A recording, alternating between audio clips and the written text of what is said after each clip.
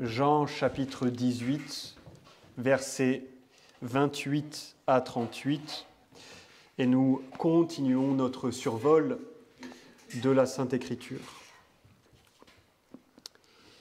Ils menèrent ensuite Jésus de chez Caïphe au prétoire. C'était le matin, et ils n'entrèrent point dans le prétoire afin de ne pas se souiller et de pouvoir manger la Pâque. Pilate donc sortit vers eux et leur dit : « Quelle accusation portez-vous contre cet homme ?» Ils lui répondirent : « Si ce n'était pas un malfaiteur, nous ne te l'aurions pas livré. » Pilate leur dit : « Prenez-le vous-même et le jugez selon votre loi. » Les Juifs lui dirent : « Il ne nous est permis de faire mourir personne. » C'était afin que s'accomplisse ce que Jésus avait dit, en marquant de quelle mort il devait mourir. Alors Pilate rentra dans le prétoire, et ayant fait venir Jésus, il lui dit : « Es-tu le roi des Juifs ?» Jésus répondit : « Dis-tu cela de ton propre mouvement, ou d'autres te l'ont-ils dit de moi ?» Pilate lui répondit : « Suis-je juif, moi ? Ta nation et les principaux sacrificateurs t'ont livré à moi. Qu'as-tu fait ? » Jésus répondit : « Mon royaume n'est pas de ce monde. Si mon royaume était de ce monde, mes serviteurs combattraient afin que je ne fusse pas livré aux Juifs. Mais maintenant mon royaume n'est pas d'ici-bas. » Alors Pilate lui dit : « Tu es donc roi ? » Jésus répondit : « Tu le dis. Je suis roi. Je suis né pour cela, et je suis venu dans le monde pour rendre témoignage à la vérité. Quiconque est de la vérité, écoute ma voix. » Pilate lui dit : « Qu'est-ce que la vérité ? » Et quand il eut dit cela, il sortit de nouveau vers les Juifs et leur dit : « Je ne trouve aucun crime en lui. » Amen. Puisse le Seigneur bénir sa très sainte parole. Alors, nous nous étions arrêtés après le procès ecclésiastique de Jésus-Christ, le procès de l'Église d'alors mené contre le Christ. Jésus, le souverain sacrificateur selon l'ordre de Melchisédek, affrontait les souverains sacrificateurs selon l'ordre de Lévi, vivant à son époque. En particulier, le grand souverain sacrificateur, Caïphe. Et nous avions vu que Jésus était sorti, paradoxalement, victorieux de cet affrontement, mais condamné, et prêt à être condamné par les autorités juives. Eh bien, c'est maintenant au procès séculier de Jésus que nous allons nous intéresser. Au procès du pouvoir politique, du pouvoir civil, du pouvoir public contre Jésus. Ce n'est plus l'Église qui a maintenant à traiter avec Jésus, c'est le pouvoir politique. Si les versets, les chapitres précédents nous révélaient le conflit entre les souverains sacrificateurs de l'époque, le texte sur lequel nous allons méditer cet après-midi nous révèle une confrontation entre rois. Jésus, le roi de son Église, et Pilate, le bras armé de César, le roi de l'Empire. Et nous allons voir ce procès donc séculier de Jésus, le roi qui affronte les rois. Pilate et César en la personne de Pilate, mais nous le verrons la semaine prochaine également, Hérode. Et c'est particulièrement la royauté de Jésus qui est au cœur des débats lors de son procès séculier, comme nous allons le voir. Alors je vous propose sans plus tarder de méditer ces versets qui nous introduisent une figure tout à fait particulière du récit biblique. Pilate, Ponce Pilate. Ce nom, vous le savez, est passé à la postérité. Son nom s'est retrouvé à Ponce Pilate, dans la première confession de foi des chrétiens, après l'ère apostolique, qu'on appelle le credo des apôtres, et qui nous dit « il a souffert sous Ponce Pilate. Et nous allons voir que Pilate est à bien des égards une personnalité déroutante. Tantôt, il manifeste une justice que les autorités de l'Église, à l'époque de Jésus, n'ont pas su manifester. Et en même temps, une lâcheté et une faiblesse de caractère qui fait froid dans le dos. C'est donc cette personnalité complexe, celle de Ponce Pilate, qui se dévoile à nos yeux. Et plus encore, que le Christ va dévoiler à nos yeux. Commençons par le verset 28. Ils menèrent ensuite Jésus de chez Caïphe au prétoire. C'était le matin, et ils n'entrèrent point dans le prétoire, afin de ne pas souiller et de pouvoir manger la Pâque. Là, c'est la transition. Les autorités juives qui ont condamné le Christ amènent le Christ chez Pilate. Et à quel point ce que nous dit ce texte est triste. Ils vont trouver Pilate au prétoire. Le prétoire, c'est l'endroit où Pilate siège comme juge, où il juge les condamnés qui lui sont amenés, ou les suspects qui lui sont amenés. Mais il refuse d'y entrer pour ne pas se souiller. Vous vous souvenez qu'en Acte 10, il en va de même pour Pierre.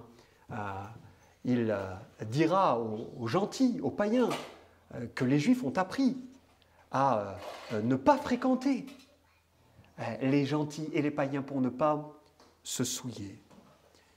Mais à quel point il est triste de voir ces hommes prendre Jésus, l'amener à Caïphe. Ces hommes sont scellés définitivement, après les événements qui viennent de se passer, dans leur hypocrisie. Ils ont peur de se souiller cérémoniellement, mais ils ne craignent pas de bafouer les plus élémentaires rudiments de la justice, de la sainteté, de la sagesse et de la bonté.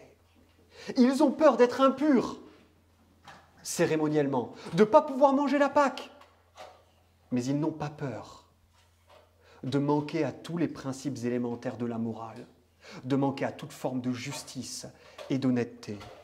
Ô combien le Christ parlait, et à juste titre, d'eux, en disant ceci, Matthieu chapitre 23, versets 23 et 25, « Malheur à vous, scribes et pharisiens hypocrites, car vous payez la dîme de la menthe, de l'âneth et du cumin, et vous négligez les choses les plus importantes de la loi, la justice, la miséricorde et la fidélité.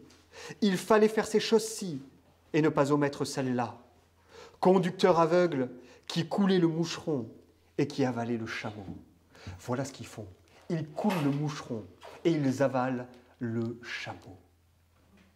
Ils bafouent la morale, ce qu'il y a de plus important dans la loi, pour demeurer, selon leurs prétentions, cérémoniellement purs.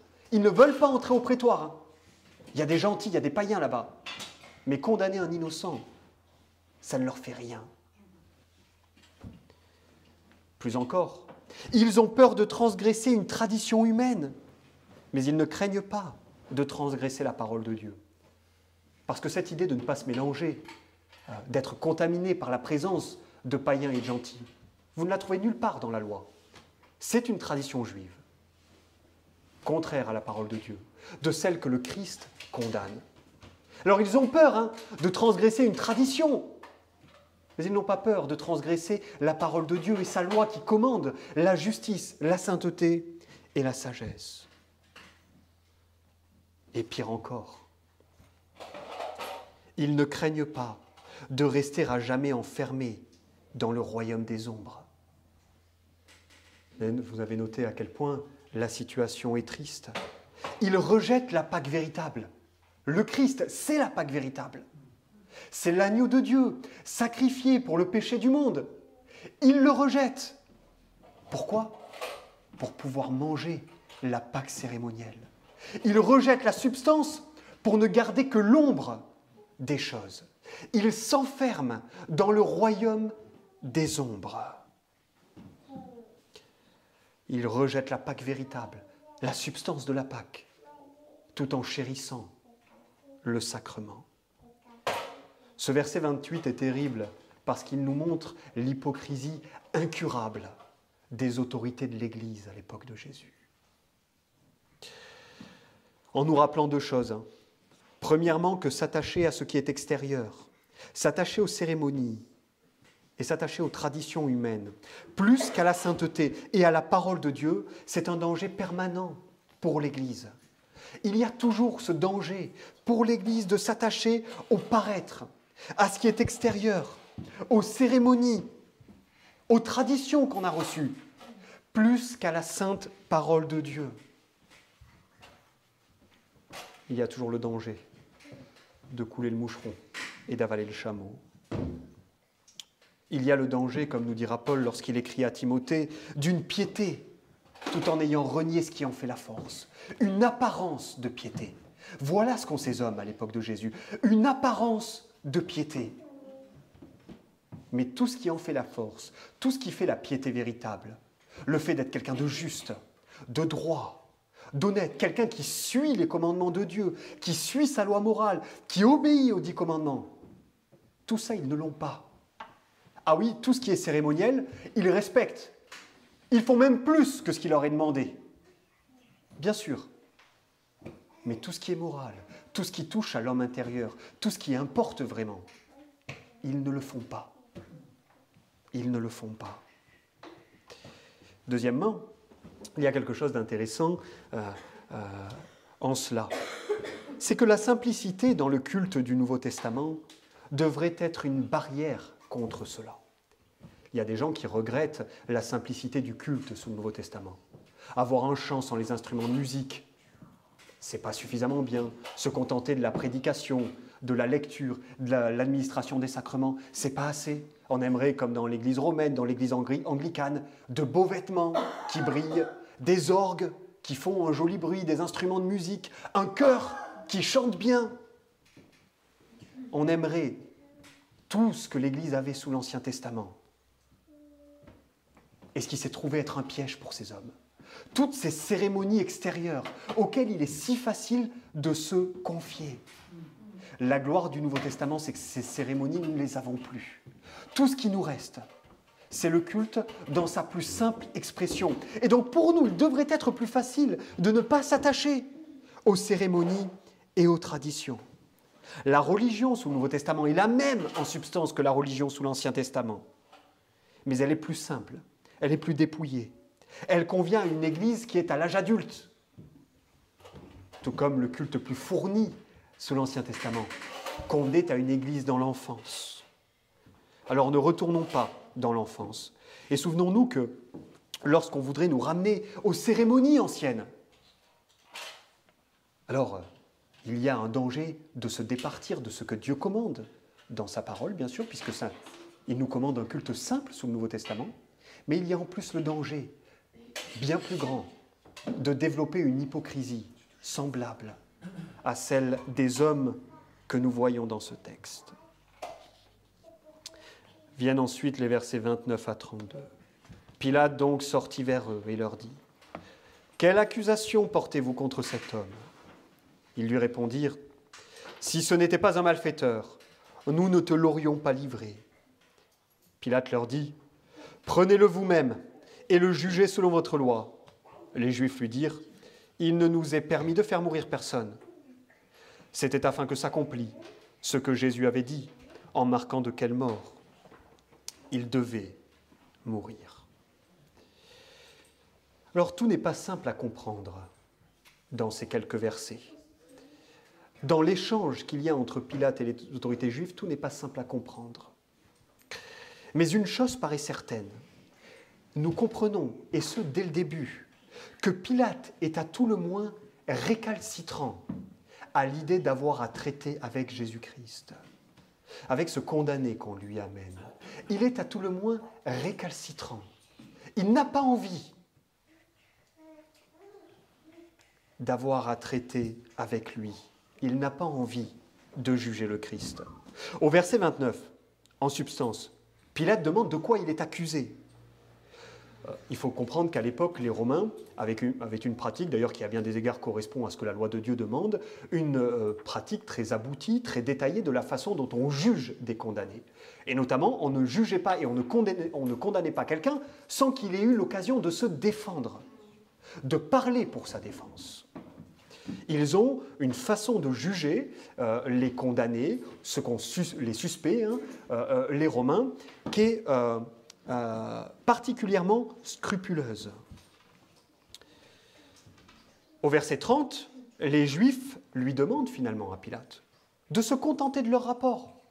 Écoute Pilate, si ce n'était pas un criminel, on ne te l'aurait pas amené. Et au verset 31, Pilate leur répond donc quelque chose de surprenant. Jugez-le vous-même. Il leur dit de le juger selon leur loi. Alors eux vont refuser.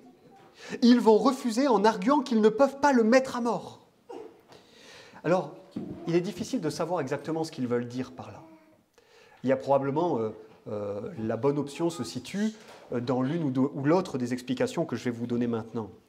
Lorsqu'ils disent qu'il n'est pas possible de le mettre à mort, soit c'est parce que c'est une possibilité, vous le savez, à l'époque, la terre promise est sous le joug de Rome, et il est fort probable que les Romains aient ôté au peuple juif le pouvoir de mettre à mort des individus. C'est tout à fait possible. En laissant ce pouvoir aux autorités romaines en place. Ce qui expliquerait pourquoi ils vont trouver Pilate. Et ce qui expliquerait pourquoi ils insistent en disant non, non, nous, avec notre loi, on ne pourra pas le mettre à mort. Donc toi, juge-le. Il faut qu'il soit mis à mort. C'est possible. C'est possible, c'est pas non plus certain. On le voit dans le Nouveau Testament. On voit que les Juifs sont beaucoup moins scrupuleux et embêtés lorsqu'il s'agit de mettre à mort Étienne. Là, ils le mettent à mort, ils ne vont pas trouver les autorités locales.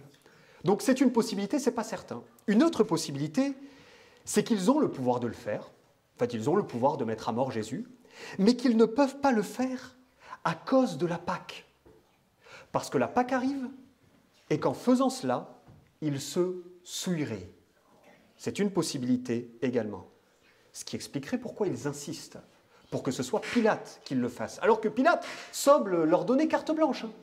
Parce que même si, en théorie, ils n'avaient pas le pouvoir de mettre à mort un individu, Pilate leur donne carte blanche. Allez-y, prenez-le, jugez-le. Et pourtant, ils refusent. Donc il y a probablement une question cérémonielle dans tout cela. Quoi qu'il en soit, leur refus oblige Pilate à prendre ses responsabilités. Et ce, malgré toutes ses réserves et sa récalcitrance, laquelle se voit au verset 29 lorsqu'il exige une enquête. Pourquoi est-ce que vous me l'amenez? Nous, on est des Romains. On ne condamne pas les gens n'importe comment. Et cela se voit dans la carte blanche qu'il donne. Non, non, finalement, prenez-le, jugez-le vous. Même s'il faut le mettre à mort, allez-y, faites-le. Pilate ne veut pas faire, mais Pilate devra faire. Pilate ne veut pas faire, mais Pilate devra faire. Et cela nous rappelle deux choses. La première, c'est que, chers frères, nul n'échappe au Christ. Comme Pilate, chacun a le devoir de prendre ses responsabilités.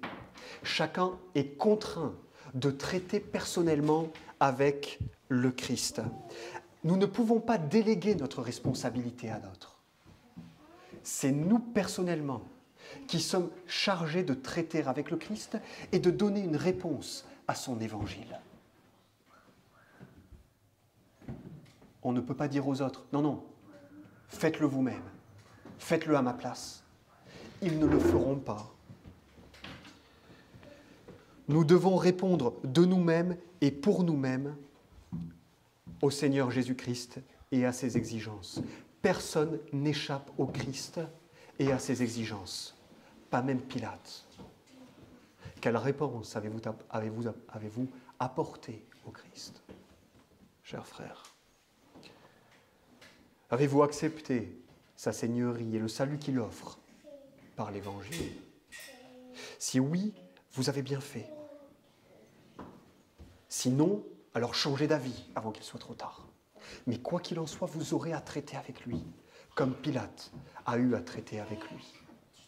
Dès à présent, au jour de votre mort également, et au jour dernier, finalement.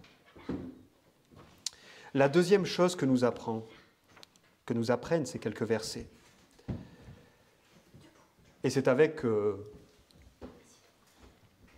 beaucoup de sérieux, de mesure que je dis ce que je vais dire.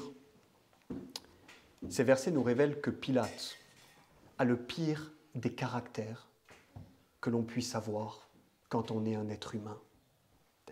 Pilate, c'est l'homme par excellence, qui a le pire des caractères, qui s'est forgé un caractère qui est dans le fond parfaitement méprisable. Derrière la bonne volonté apparente de Pilate se cache le caractère d'un homme profondément méprisable. Pilate, c'est typiquement le genre d'homme qui a de bonnes intuitions, parce que ses intuitions sont bonnes là. Il comprend qu'il y a un coup fourré, et il comprend que sans savoir bien qui est ce prisonnier, il ne doit rien avoir à faire avec lui. Mieux vaut pour lui qu'il n'ait pas à traiter avec ce prisonnier. Ses intuitions sont bonnes, Pilate. Mais voilà, c'est le type d'homme qui, malgré de bonnes intuitions, n'agit pas en conformité avec. C'est le pire type de caractère possible. Avoir de bonnes intuitions et ne pas agir en conformité avec ses intuitions. Il est un homme faible intérieurement, Pilate. Il n'ose pas vivre selon ce qu'il pense, ce qu'il sait être juste et bien. Et qu'est-ce qu'on va voir durant tout le procès de Jésus par Pilate? On va voir un homme qui manipule, qui cherche sans cesse à remettre sa responsabilité sur les autres, qui cherche à parvenir à ses fins sans jamais avoir le courage de prendre les choses à bras-le-corps, de dire ce qu'il pense, de faire ce qu'il croit juste. Eh bien, croyez-le, c'est le pire des caractères. C'est encore pire qu'être à côté de la plaque et faire tout mal. Mieux vaut avoir de mauvaises intuitions et agir en conséquence qu'avoir de bonnes intuitions et agir contraire, en non-conformité, contrairement à ces bonnes intuitions. C'est la pire des situations, c'est le pire des caractères. C'est la plus grande des lâchetés. Croire intérieurement que quelque chose est juste et bien et ne pas avoir le courage de vivre selon ce que l'on croit discerner de juste et bien. Oh, on dira tout ce qu'on voudra des hommes qui livrent Jésus, ces autorités ecclésiastiques. Elles sont hypocrites, elles sont injustes, elles n'ont pas de morale. Mais elles ne sont pas aussi méprisables que les Pilates. L'homme qui veut parvenir à ses fins sans jamais se mouiller, en manipulant les autres. Et qu'on se le dise, cela ne pouvait que mal se terminer. Cela ne pouvait que mal se terminer pour Pilate et pour tout le monde. Voilà ce que nous rappellent ces versets. Il nous présente un homme dont le caractère nous témoigne d'avance que les choses finiront mal. Et cela arrive, et régulièrement dans la vie. Des hommes qui sont en charge, qui ont des grandes responsabilités, vous voyez, vous percevez leur caractère et vous êtes sûr d'une chose, ça finira mal. Ça finira mal. Par ce manque de force intérieure, par ce manque d'honnêteté, par cette mesquinerie permanente, ça finira mal. Voilà ce que l'on peut dire, avant même d'aller plus loin dans le texte. Vu la gravité de la situation, vu le caractère de Pilate, ça finira mal. Ça finira mal. Troisième chose que nous rappellent ces quelques versets, c'est que là encore, malgré le taux très important d'iniquité, de péché, malgré le chaos de la situation, Dieu est au contrôle. Dieu est au contrôle.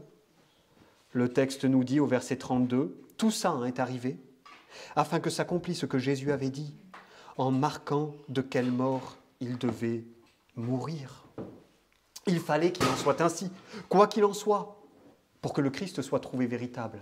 Et le Christ va être trouvé véritable particulièrement dans ce qu'il a affirmé dans l'Évangile selon Matthieu, au chapitre 20 et au verset 19. lorsque Jésus disait « Et ils le livreront aux gentils » en parlant de lui, pour être moqué et fouetté et crucifié, mais il ressuscitera le troisième jour, annonce qu'il réitérera. Jésus avait annoncé deux choses. Un, qu'il serait livré aux gentils, et deux, que les gentils le crucifieraient pour le mettre à mort.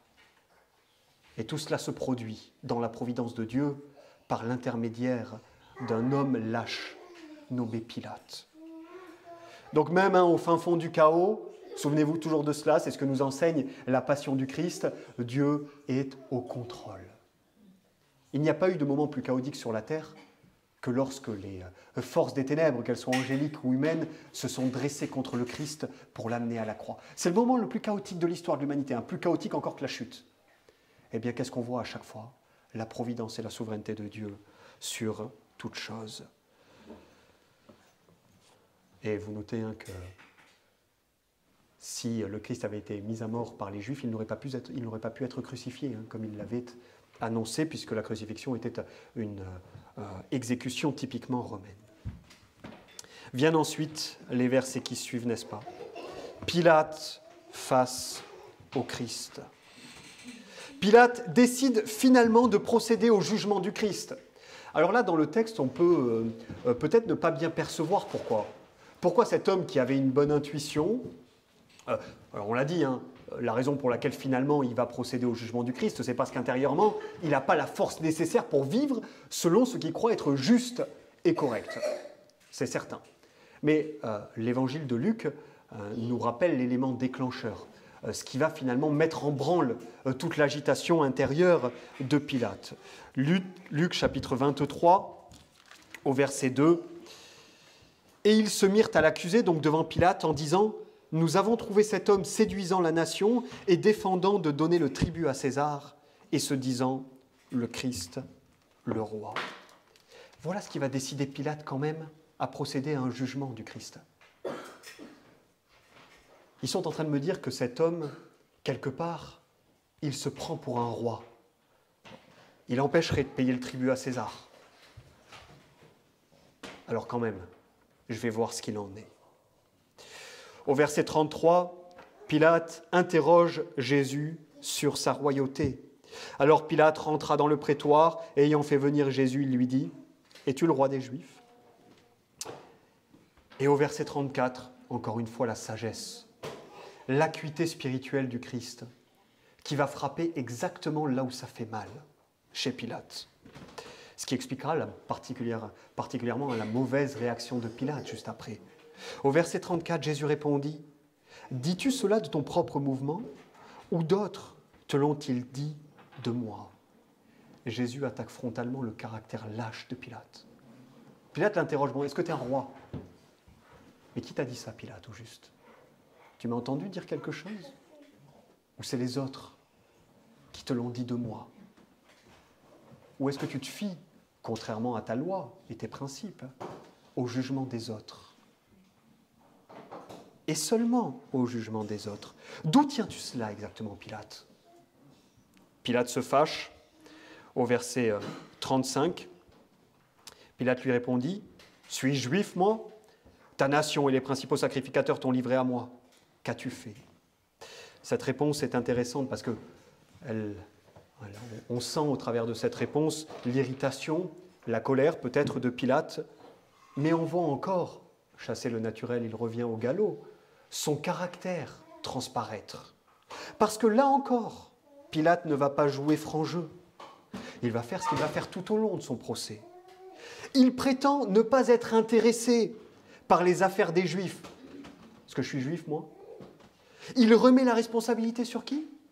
Sur les souverains sacrificateurs. Ce sont eux qui t'ont livré à moi. Oui, Pilate, mais qui t'a contraint, qui t'a forcé à écouter ce qu'il disait, qui t'a forcé à donner crédit à ce qu'il disait. Vraiment, tu te moques des affaires des Juifs? Es-tu honnête avec cela? Es-tu honnête dans ta déclaration? Tu ne l'es pas. Si tu te moquais des affaires des Juifs véritablement, tu n'aurais que faire qu'ils prétendent avoir un roi. Et tu n'aurais pas reçu le simple témoignage d'autorité dont toi-même tu sais qu'elles sont au plus haut point douteuses. Il remet la responsabilité encore sur les autres. Il a délibérément choisi de commencer à investiguer.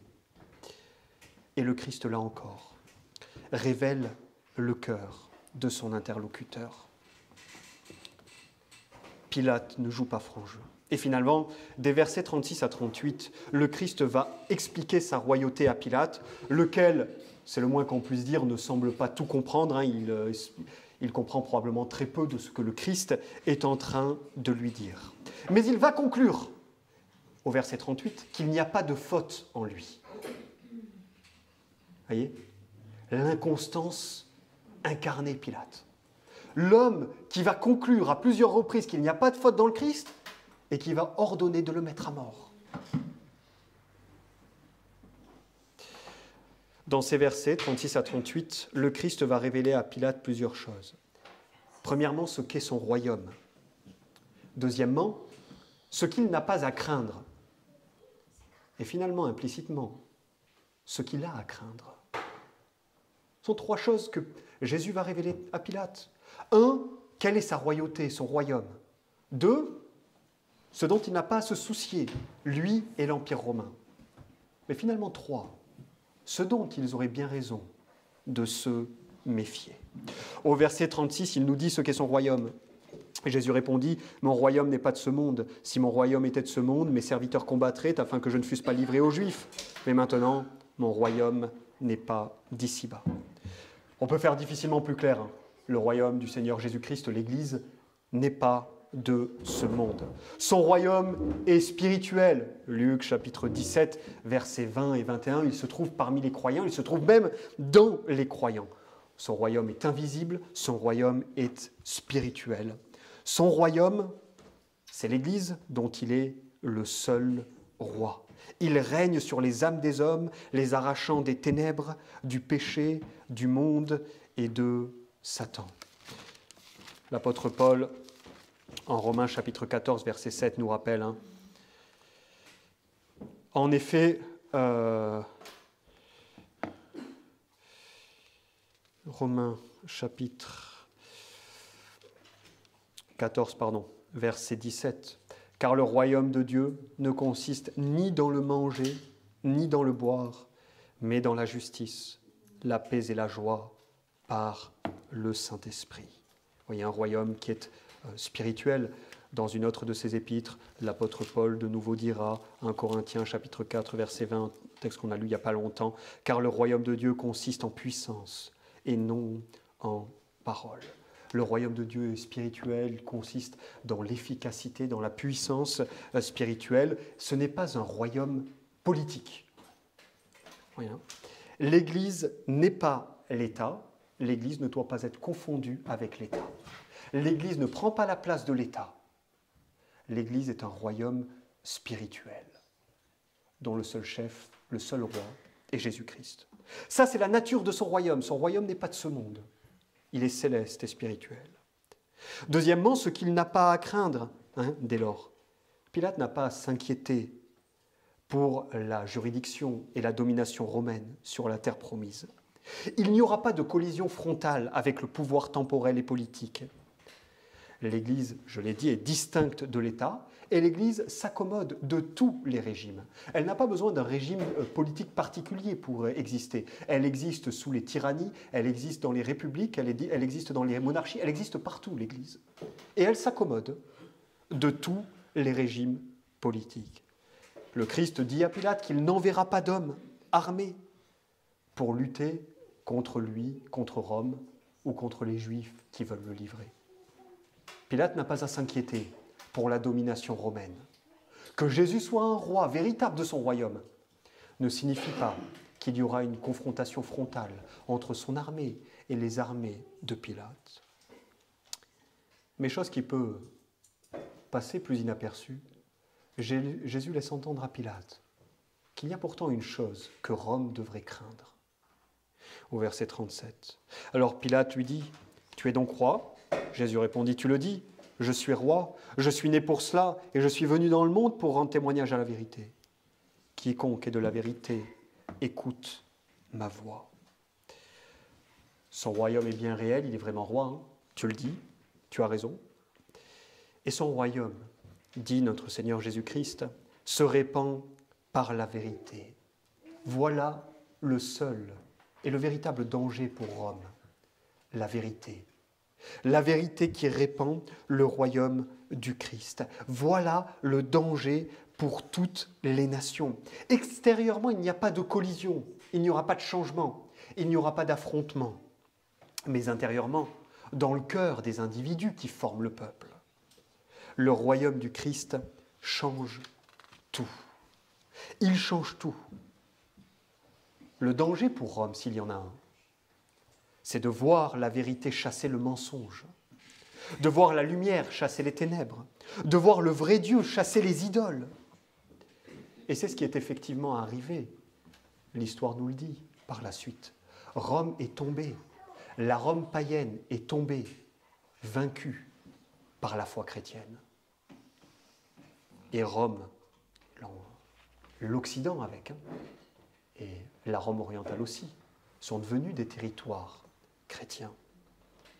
Ce sont des armes qui ne sont pas charnelles, mais qui sont puissantes pour détruire le mensonge, pour détruire les ténèbres et la fausseté et les fausses religions.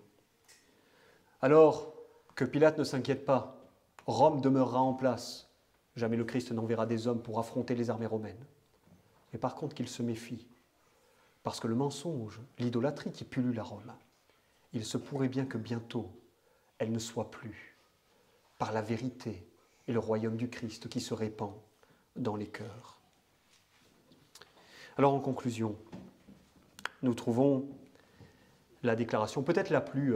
il y a deux grandes déclarations qui sont célèbres chez Pilate. La première, c'est lorsqu'il déclare qu'il se lave les mains, n'est-ce pas, du sang de cet innocent. Tout le monde connaît cette réplique. Une autre qui est moins connue, mais que les gens qui sont un peu familiers avec la Bible connaissent, c'est cette question très étrange que finalement, au verset 38, Pilate fait à Jésus-Christ. Qu'est-ce que la vérité ? Qu'est-ce que la vérité ? Qu'est-ce que la vérité ? La Sainte Écriture est claire là-dessus. La vérité, c'est le Christ. Je suis le chemin, la vérité et la vie. Et la vérité, c'est le Christ et sa parole.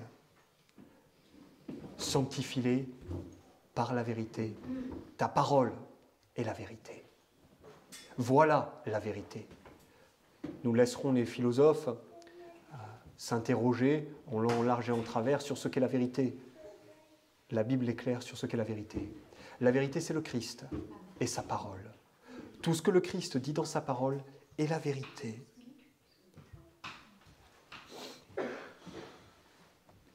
Et finalement, le Christ conclut en disant que quiconque est de la vérité écoute ma voix. Nous avons là un rappel de la grâce seule qui change le cœur des êtres humains pour leur donner la foi dans la vérité.